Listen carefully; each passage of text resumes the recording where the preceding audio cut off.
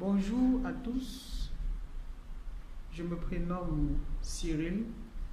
Je viens vers vous pour vous présenter ce message, le message de Dieu, le message de la parole de Dieu qui nous concerne tous. Mais à celui qui entend cette parole, qu'il n'endurcisse pas son cœur, parce que l'herbe sèche, la fleur tombe, mais la parole de Dieu demeure éternellement. Donc, ne nous occupons pas trop de l'appareil extérieur, le corps, les richesses, le bonheur extérieur.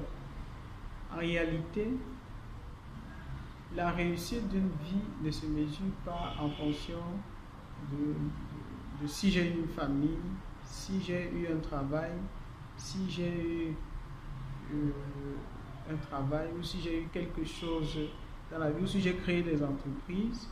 Ce qui n'est pas une mauvaise chose de créer des entreprises, de fonder une famille, ce n'est pas une mauvaise chose, ça entre dans le plan de Dieu. Et ce qu'il faut comprendre ici, c'est que la majeure partie de la population pense que réussir sa vie, c'est avoir tout ça. Construire les maisons, fonder une famille, avoir beaucoup d'enfants, réussir sa vie, un bon emploi, une bonne position sociale. Mais en réalité, nous devons d'abord savoir et comprendre pourquoi est-ce que nous existons, pourquoi est-ce que nous avons été créés en fait. Nous avons été créés dans quel but? C'est comme le téléphone Android. Le téléphone Android n'a pas été créé pour lui-même, mais le téléphone Android a été créé pour un utilisateur. Donc en tant qu'être humain ou en tant qu'enfant de Dieu, on devait d'abord se poser la question de savoir: est-ce que j'ai été créé pour moi-même? Non. J'ai compris une chose, c'est que le vrai bonheur ne résiste pas dans la possession des richesses, dans la possession des enfants. C'est vrai qu'il y a du bonheur dedans, mais le vrai bonheur réside dans la satisfaction d'avoir été utile à quelqu'un. Donc il faut comprendre que quand nous avons par exemple le téléphone, comme je l'ai dit, sert à communiquer. Donc ce n'est pas pour le téléphone n'a pas été créé pour le téléphone a été créé pour un utilisateur. C'est pour donc dire quoi? Nous, en tant qu'enfants de Dieu, nous avons été créés pour être un point de contact, donc un point de communication, un peu comme le téléphone, entre le royaume des cieux et la terre. C'est nous qui devons montrer aux hommes ce qu'est le royaume des cieux. Un peu comme Jésus est venu, il a montré comment est le Père.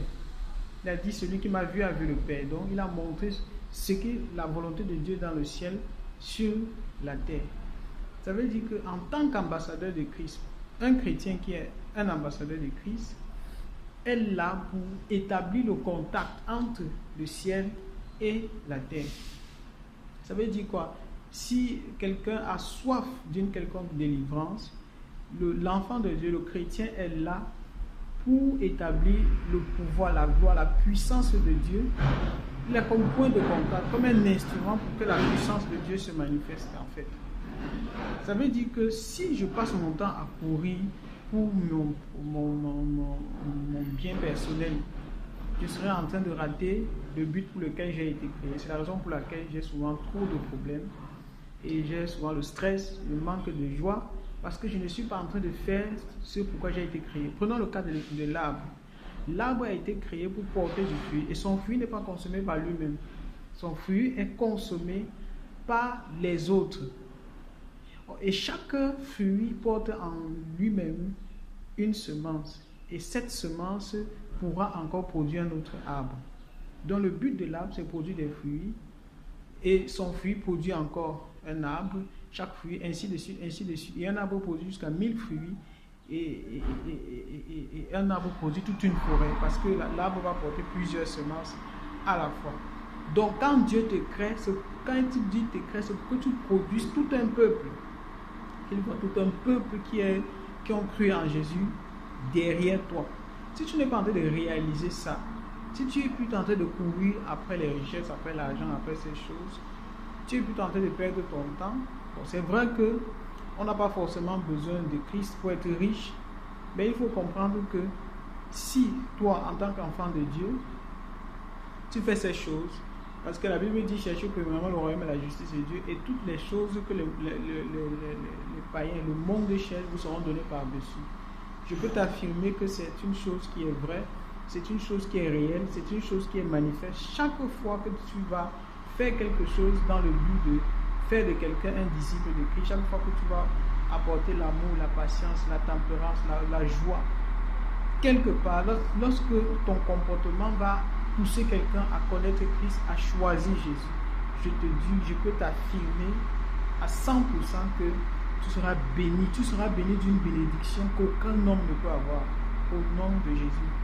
Soyez bénis et que Dieu vous éclaire, que Dieu nous éclaire tous, au nom de Jésus. Amen.